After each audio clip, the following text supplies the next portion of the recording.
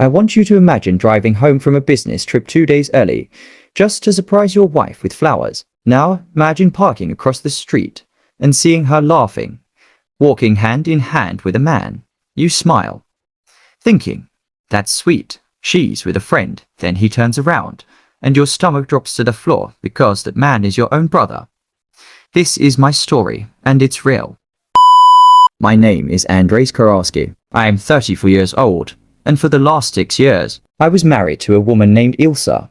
We met in university, back when I was studying architecture, and she was finishing her degree in graphic design. She had this laugh that used to stop me mid-sentence, this way of tilting her head when she was really listening to you. I fell for her fast, and I fell hard. We got married in a small ceremony by the lake, just close family and a handful of friends. My older brother, Dimitri, was my best man. He gave a toast that night that made half the room cry, about how H never seen me happier, about how Ilsa was the missing piece I didn't know I needed. I remember hugging him afterward, and telling him it meant the world, that he was there, standing beside me, on what I thought was the best day of my life. Dimitri and I were close growing up, but not without friction. He's 3 years older than me, and there was always this quiet competition between us. The kind brothers don't talk about but both feel. He was the athletic one, the one who got the attention at family gatherings. I was the quiet one who buried himself in books and blueprints. When I met Ilsa,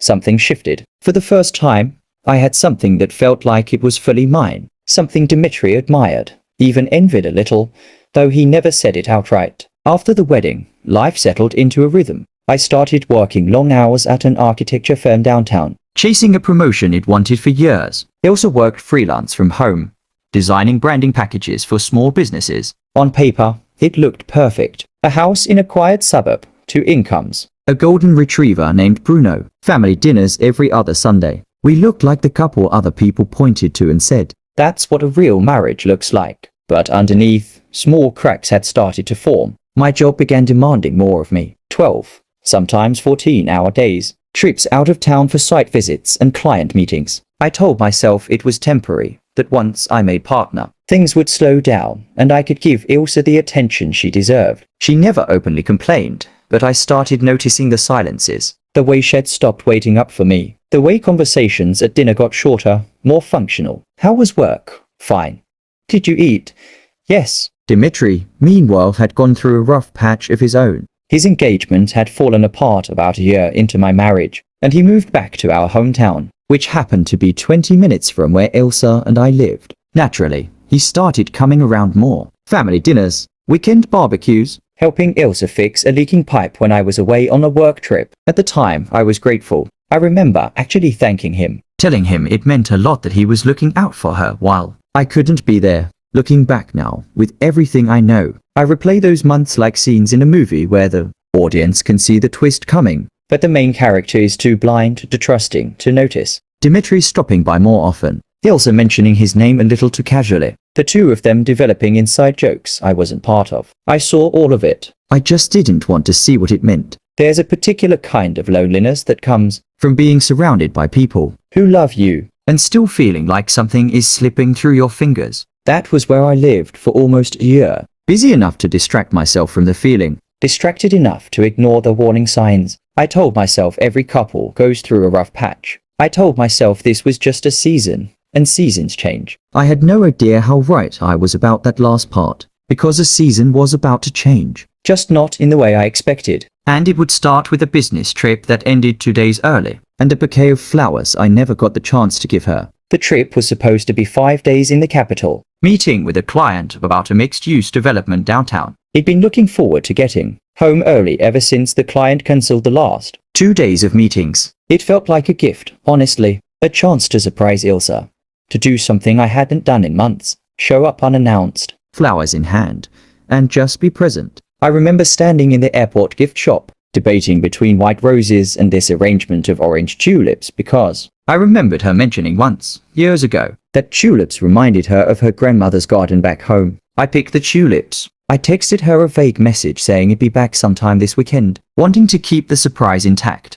Looking back, that small lie, the omission of when exactly I was arriving, feels almost prophetic, like some part of me needed to see things as they actually were, without warning, without staging. The drive from the airport took almost an hour with traffic. I remember feeling this warm, nervous excitement the whole way, like I was picking her up for our first date again. I even rehearsed what he'd say when she opened the door. Something simple. I missed you too much to wait. I know it sounds cheesy now. At the time, it felt like the truest thing I could say. As I turned onto our street, I noticed a couple walking about 2 blocks ahead, near the small park at the corner. It's a quiet residential street, tree-lined. The kind of place where everyone knows everyone. I slowed the car out of habit more than suspicion, and that's when I recognized the walk. The particular way Ilsa swings her left arm when she's relaxed. A habit I used to tease her about. My first reaction wasn't fear. It was warmth. I actually smiled, thinking it'd get to surprise her right there on the street instead of at the front door. I started rolling the window down to call out her name, and that's when the man beside her turned his head to say something, laughing at whatever she'd just said. I recognized the laugh before I recognized the face. That particular booming laugh I'd heard my entire life at family dinners, at birthdays, at our own wedding. My hand froze on the window crank, because the man walking next to my wife, close enough that their shoulders brushed with every other step, was my brother Dimitri. For a moment, I told myself there was a reasonable explanation. Maybe he was in the neighborhood for some other reason. Maybe they'd run into each other on the street, like neighbors sometimes do. I actually started constructing this story in my head, piece by piece. Like I was defending them both in a courtroom before any evidence had even been presented. Then I saw him reach over and tuck a strand of hair behind her ear. A gesture so intimate, so practiced. It didn't look like something happening for the first time. It looked like muscle memory. It looked like something they'd done 100 times before. In 100 quiet moments I hadn't been there to witness. I pulled the car over, about half a block behind them. Engine still running. Tulips sitting in the passenger seat like some cruel joke. My hands were shaking. Not from anger yet, but from this strange, disorienting shock. The kind where your brain refuses to process what your eyes are showing you. I remember thinking, absurdly, I should call out to them, and then immediately thinking, no, watch first. Watch and understand what you're actually looking at. So I watched. I watched my wife and my brother walk another half block together, stop near the corner where our old neighbor's rose bushes climb over the fence, and I watched him pull her into a hug that lasted several seconds. Too long for 2 people, who were supposedly just family. I watched her rest her head against his chest for a moment, before pulling back and smiling up at him in a way I hadn't seen her smile at me in longer than I wanted to admit. I sat in that car for almost 10 minutes after they disappeared around the corner, gripping the steering wheel, staring at those orange tulips, feeling something inside me quietly, permanently rearrange itself. I didn't confront them that day. I know that might surprise some of you. Every instinct in my body wanted to get out of that car and demand answers, right there on the street. But something colder and more calculating took over instead. Something I didn't know I had in me until that exact moment. I realized that if I confronted them now, in the heat of shock, I'd get denials, excuses, maybe even a story convincing enough that I'd talk myself into believing it, the way I'd already tried to do sitting in that car. I needed proof, not for a court of law, but for myself. I needed to know I wasn't losing my mind, that I hadn't imagined the tenderness in that hug, the familiarity in that laugh. So I drove around the block, parked a street over, and walked the rest of the way home on foot, taking a longer route so I wouldn't run into either of them. By the time I got to our front door, Ilsa was already inside, humming to herself in the kitchen like it was any other evening. I remember standing in that doorway for a moment, watching her stir something on the stove, completely unaware that I'd just seen what I'd seen. She turned around, saw me, and her face lit up with what looked like genuine surprise and happiness. "You're home early," she said, wrapping her arms around me. "And God help me, some small, stubborn part of me almost let myself believe that everything was fine, that I'd misread the whole thing. But I hadn't. I knew what I'd seen. So instead of confronting her, I did something I'm not entirely proud of, though I don't regret it either. I started paying attention in a way I never had before. I started noticing her phone habits, the way she'd angle the screen away from me at dinner, the way she'd started taking calls in the bathroom with the fan running. Over the next 2 weeks, I became a quiet observer in my own home. I told myself I was just being thorough, gathering context before I said anything. But really, I think I was terrified. Terrified of being wrong and destroying my marriage over a misunderstanding. And terrified of being right, and having to accept that the 2 people I trusted most in the world had betrayed me together. I started noticing Dimitri's visits with new eyes. He came by twice that week, both times when he supposedly thought I was still working late. Once, I came home unexpectedly around 6, and I caught the tail end of a conversation that stopped abruptly when I walked in. The kind of silence that has a texture to it,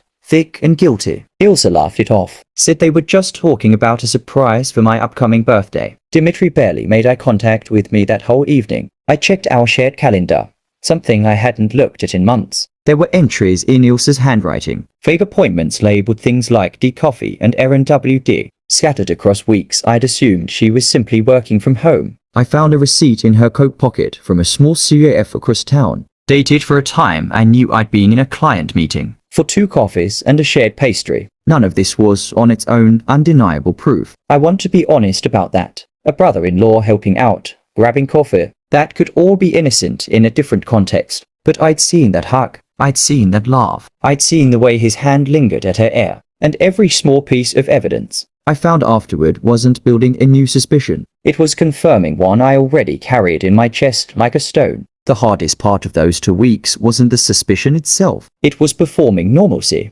Sitting across from Ilsa at dinner, asking about her day, listening to her talk about a client's rebrand while I quietly catalogued every inconsistency in her story. Sitting across from Dimitri at our mother's birthday dinner, watching him avoid looking directly at me, and forcing myself to laugh at his jokes like nothing in the world was wrong. I wasn't ready to blow up my life yet, but I was done being blind. And I decided, somewhere in those 2 weeks, that if this was really happening, I wasn't going to be the last person to find out the truth. I was going to find it myself, on my own terms. And I was going to make sure I had something undeniable before I ever said a word. 2 weeks turned into 3. I became someone I barely recognized during that stretch. Calm and attentive on the surface, quietly falling apart underneath. I started keeping a small notebook in my car, jotting down dates, times, anything that didn't add up. It felt clinical, almost like conducting an investigation into a stranger's life rather than my own marriage. In a way, I suppose that's exactly what it was. The turning point came when I told Ilsa I had another business trip coming up. 3 days in a city a few hours away. This one was real, on the calendar for months, nothing invented. But I told her I'd be leaving a day earlier than I actually planned to. And I told my assistant to keep my actual schedule quiet from anyone who called the office. I wanted to see what would happen in a window of time where Ilsa believed, with total certainty, that I was gone. I checked into a hotel near the airport instead of flying out. A strange, hollow feeling settling over me as I sat in that generic room waiting. That first night, nothing unusual happened. At least nothing I could see. I told myself maybe I was wrong. Maybe this whole thing had been some horrible misunderstanding born out of stress and my own insecurity. Part of me wanted so badly to be wrong. On the second evening, I drove back into town, parked 2 streets away from our house, and walked over on foot after dark. Dimitri's car was in our driveway, not on the street where a casual visitor might park, but pulled into the driveway itself, the way family does when they're comfortable, when they belong there. Every light in the house was on except the upstairs bedroom, which had a soft, dim glow instead. The kind of low lighting you use when you're not planning on getting much sleep. I stood across the street in the shadow of our neighbor's hedge for almost 40 minutes. I won't pretend that was a proud moment for me. I felt like a stranger in my own life, hiding in the dark, watching my own house like a criminal casing a target. But I needed to know. Around 11, Dimitri's silhouette appeared briefly in the upstairs window, shirtless, pulling the curtain closed. That was enough. That was more than enough. I didn't go inside that night. I sat in my car for almost 2 hours afterward,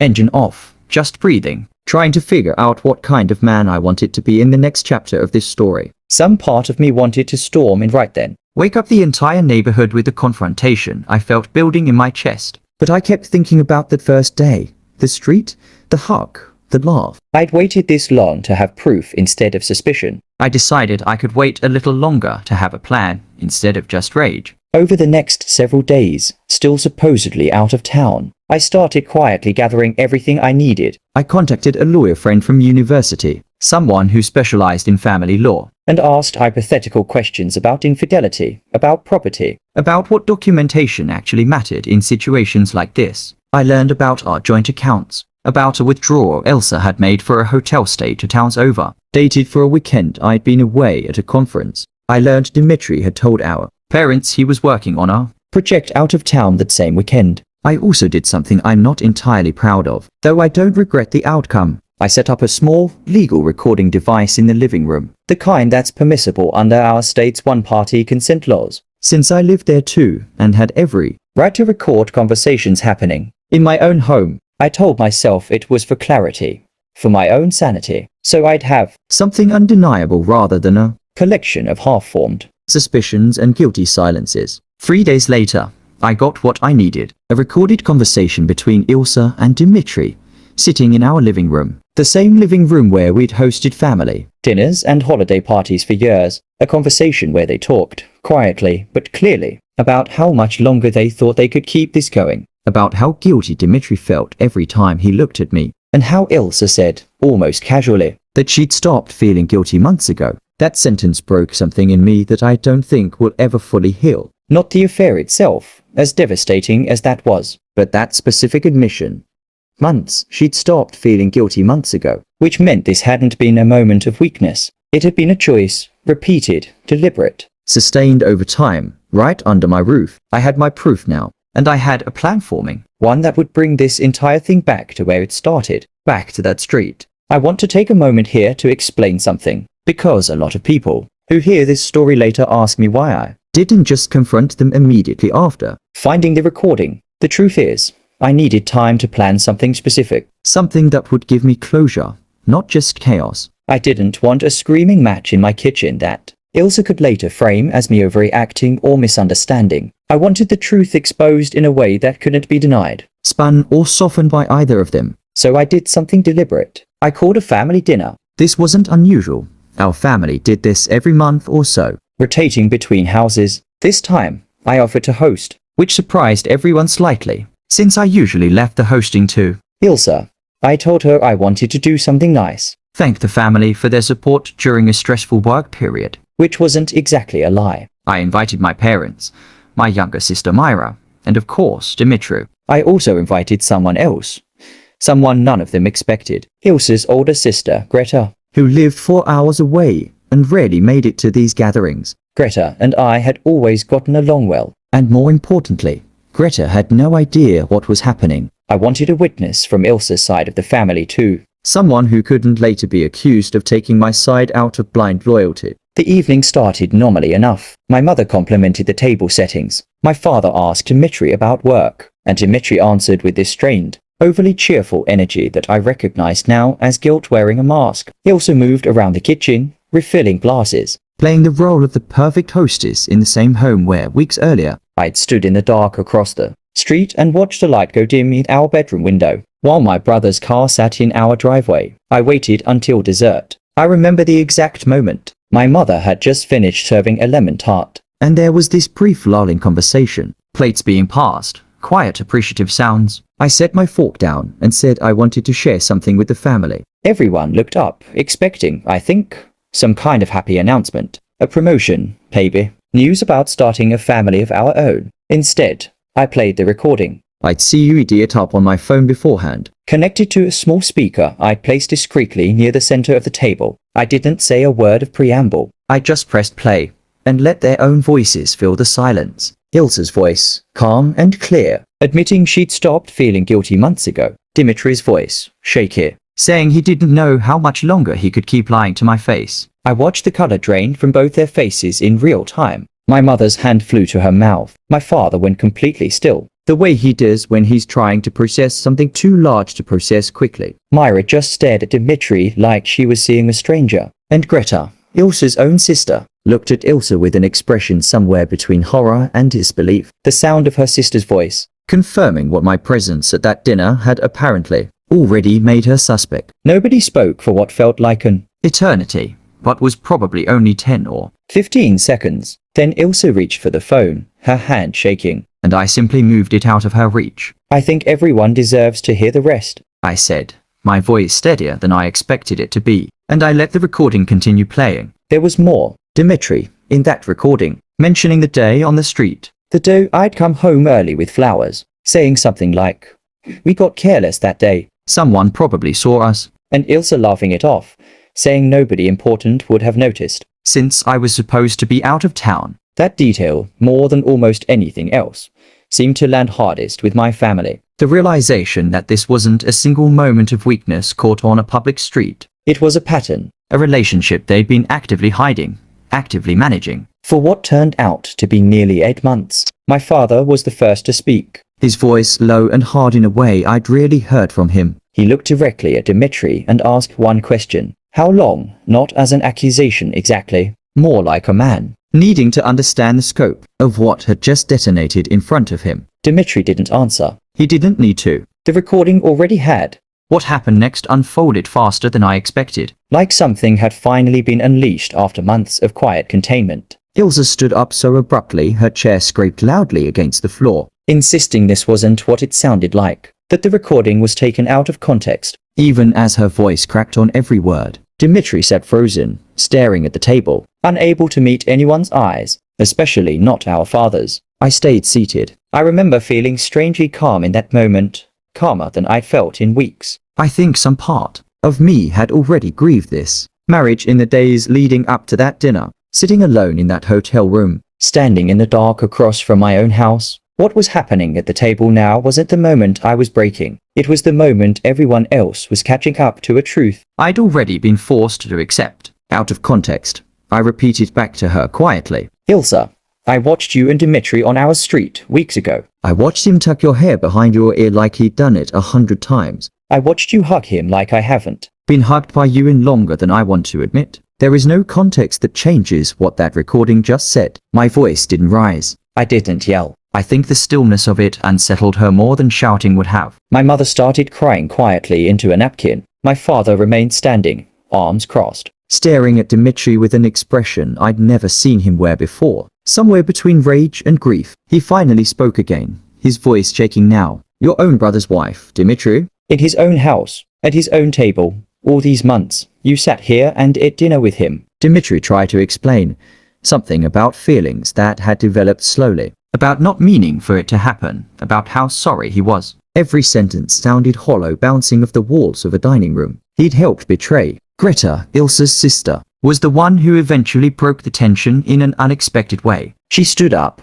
walked around the table, and without a word, slapped Ilse across the face, hard enough that the sound echoed through the room. Do you have any idea what you've done? She said, her voice trembling with fury and something like shame. To him, to this family, to me having to sit here and hear this. Ilse pressed a hand to her cheek, tears streaming freely now. But she didn't defend herself. I think even she understood there was nothing left to defend. I want to be honest about something here, because I think it matters. In that moment, surrounded by my crying mother, my furious father, my shocked sister, I didn't feel triumphant. I didn't feel the satisfaction I might have imagined feeling weeks earlier when I first started planning this. I mostly felt exhausted and unbearably sad, watching 6 years of my life and a lifetime of brotherhood collapse in real time across a dinner table covered in half-eaten lemon tart. Dmitri eventually stood up and tried to approach me, saying my name, reaching for something, an apology, an explanation. I'm not sure even he knew.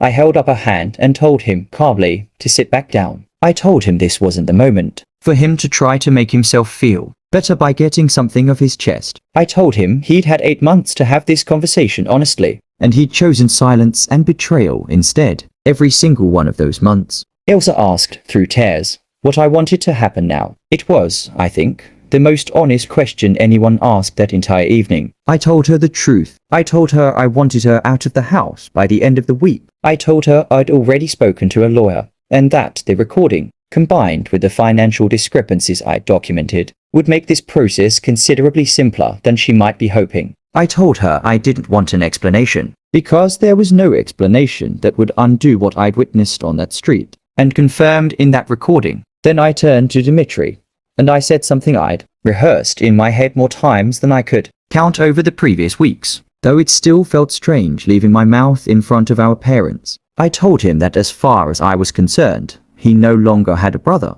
Not out of anger alone, though the anger was real, but because I genuinely didn't know how to reconcile the person who'd stood beside me as my best man with the person who'd spent 8 months lying to my face in my own home. The dinner ended shortly after that, in a kind of stunned, heavy silence. everyone gathering their things without quite looking at each other. I remember standing in my kitchen afterward, alone, staring at that half-eaten lemon tart, feeling the strange, hollow quiet of a house that had just witnessed its own ending. I want to clarify something before I continue, because I know some of you are expecting a story about elaborate schemes or dramatic public payback. What I did next wasn't really about revenge in the traditional sense. It was about making sure the truth couldn't be buried, softened, or rewritten later, the way these things sometimes get rewritten, once emotions cool and people start protecting their own image. The first thing I did, in the days following that dinner, was consult properly with the lawyer I'd only spoken to hypothetically before. Given the recording, the documented financial discrepancies, and a timeline I could clearly establish, my lawyer confirmed the divorce process would move relatively quickly and favorably for me, especially regarding the house, which had been purchased with money from my side of the family before the marriage even began. I also did something I debated for a long time before going through with. I reached out to a few close mutual friends, not to spread gossip, but because several of them had been fooled just as thoroughly as I had, invited to dinners, gatherings, and celebrations where Ilsa and Dimitri had been sitting together, hiding this the entire time. I felt they deserved to know the truth from me directly, rather than through some distorted, second-hand version that would inevitably circulate anyway. I kept these conversations brief and factual. I wasn't interested in painting myself as some perfect victim. I just wanted the record set straight. Word, understandably, traveled fast after that. Our small circle of family friends and colleagues learned what had happened, and the fallout for both Ilsa and Dimitri extended far beyond just our immediate family. Dimitri, in particular, had built a small but respected reputation at the accounting firm where he worked, a firm that, as it turned out, had strict internal policies regarding personal conduct affecting the workplace. Given that he occasionally worked with our extended family's small business accounts, I didn't orchestrate his professional fallout directly, but the truth of what he'd done, once it was out, followed him into rooms he couldn't control. The most significant moment of consequence, though, happened almost entirely without my involvement. My father, who had always been close to Dimitri, who had been quietly proud of him in that understated way fathers sometimes are, made a decision that surprised even me. He removed Dimitri as a listed beneficiary on a piece of family property that had been informally promised to him for years, a small lakeside cabin where we'd spent childhood summers. My father told him, in a private conversation I only heard about secondhand, that trust, once broken this thoroughly, wasn't something that could simply be rebuilt through time or apology alone. As for Ilsa, the most immediate consequence was financial and social. The divorce settlement, given the documented evidence, left her with considerably less than she likely would have received under different circumstances. But I think the harder consequence for her was social. Our friend group had largely formed around our marriage, and in the aftermath, most of those friendships naturally aligned with me, not out of some campaign I waged, but simply because people had a hard time reconciling their image of her with what the recording had revealed. I didn't publicly humiliate her beyond that dinner. I didn't post about it online. Didn't send some mass message detailing every detail to acquaintances. I've heard other stories where the wrong party goes to extreme, elaborate lengths for public revenge, and I understand the impulse, but that was never who I wanted to be in this story. I wanted the truth exposed clearly, once, undeniably. After that, I let the natural consequences of their own choices do the rest of the work. There was one more thing I did, something smaller but that mattered a great deal to me personally. I kept that small notebook, where I tracked dates and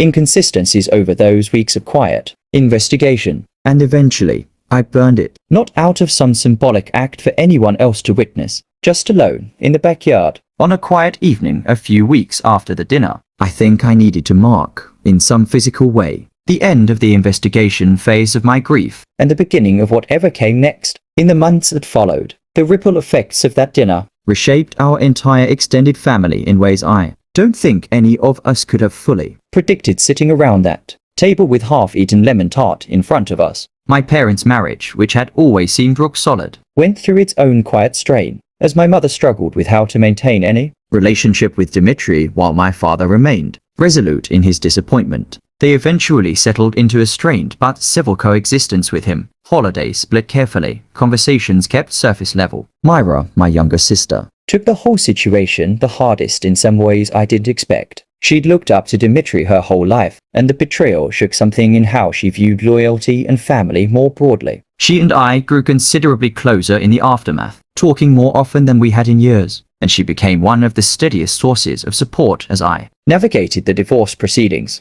The divorce itself finalized about 7 months after that dinner. Ilse moved to an apartment across town, and eventually, I heard through mutual acquaintances, relocated entirely to a different city, taking a design job somewhere she presumably felt less weight from the reputation that had followed her locally. I don't know the details of her life now, and I've made peace with not knowing. Dmitry, for his part, kept a much lower profile within the family, attending only the largest gatherings, and even then, staying carefully at a distance from both my parents and me. I want to be honest about something that surprised me during this period. I expected to feel more anger as time went on, a kind of slow burn that would need somewhere to go. Instead, what I mostly felt was a strange, quiet relief, the particular relief of finally understanding something clearly after a long stretch of confusion and half answers. The uncertainty, it turned out, had been heavier to carry than the truth ever was.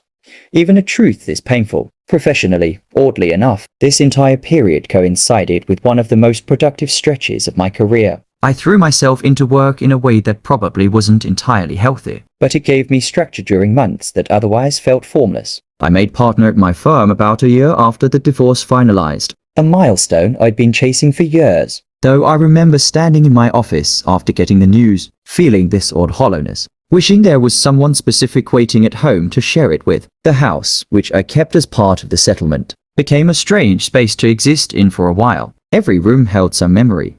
The kitchen where she used to hum while cooking, the driveway where Dimitri's car had sat that night. I stood in the shadows across the street. I eventually repainted several rooms, rearranged furniture, made small changes that had nothing to do with practicality and everything to do with needing the space to feel like mine again, rather than a museum of a marriage that no longer existed. Bruno, our golden retriever, stayed with me, and I think, in an unexpectedly meaningful way, having him around during that first difficult year gave me a reason to maintain some kind of daily structure. Walks in the morning before work, someone to come home to even on the hardest nights. Sometimes the smallest, most consistent presences end up carrying more weight than we expect them to. As for that street, the one where this entire story began, I still drive down it regularly. It leads to my house. After all, there's no avoiding it. For a long time, I couldn't pass that particular corner near the rose bushes without my chest tightening slightly. Over time, that reaction faded,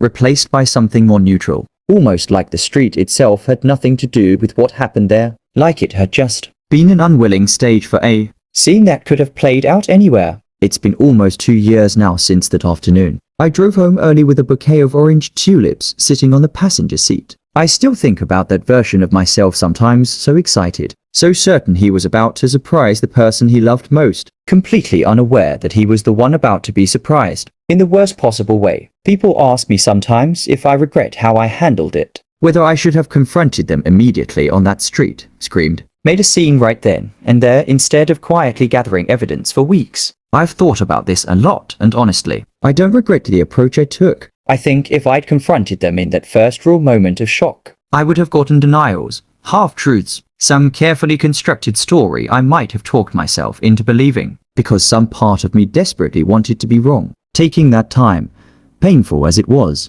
gave me something far more valuable than a dramatic street confrontation ever could have. It gave me clarity, and it gave me the truth, undeniable and complete. I've also had time to reflect on my own part in the slow erosion that happened before any of this became visible. I am not saying I caused Ilse to make the choices she made. That responsibility sits entirely with her and with Dmitry. But I recognize now that I'd been absent in ways that mattered. Buried in work, chasing a promotion, mistaking providing for a household for actually being present within one. It doesn't excuse what happened. Nothing excuses betraying someone with their own brother. But it taught me something about the kind of partner and the kind of person I want to be going forward, in whatever comes next. As for Dmitry, I won't pretend our relationship has some redemptive ending. We don't speak beyond the occasional forced pleasantry at the largest family gatherings, birthdays, my parents' anniversary, that kind of thing. I've made peace with that. Some bridges, once burned thoroughly enough, simply become part of the landscape rather than something you keep trying to rebuild. I don't carry active hatred for him anymore. That faded somewhere in the second year, replaced by something more like distant, resigned disappointment. But I also don't carry any illusions about what we used to be to each other. I started seeing someone new about 8 months ago, someone I met through a mutual friend, completely unconnected to my old life with Ilsa. It's slow, it's careful, and I've been honest with her from the beginning about what happened, about why I might occasionally seem more guarded than the situation calls for. She's been patient with that, and I'm grateful for it in a way I don't think I could have properly articulated 2 years ago. If there's one thing I hope people take from this story, it's this. Trust your instincts, even when, especially when, they're telling you something you desperately don't want to be true. I spent months sensing something was wrong before I had any real proof, and I spent that time making excuses, building comfortable little stories to explain away the discomfort. The truth was there long before I let myself see it clearly. I think, on some level, most people in these situations already know, long before they're ready to admit it to themselves. And if you ever find yourself in a position where you finally get the proof you've been quietly dreading, I hope you give yourself permission to move slowly and deliberately, rather than reacting purely out of the initial shock. Not because your anger isn't justified, it absolutely is, but because clarity, once you have it, is a far more powerful foundation to rebuild from than chaos ever could be. That street where it all started still exists, still quiet, still tree-lined, still leading home. I drive down it most days now without feeling much of anything at all, which I've come to realize might be its own quiet kind of ending. Not a dramatic one, not a cinematic one, just an ordinary street. Finally, just a street again. If this story affected you, let me know in the comments. And if you've ever caught someone in a lie that changed everything, I'd genuinely like to hear how you handled it.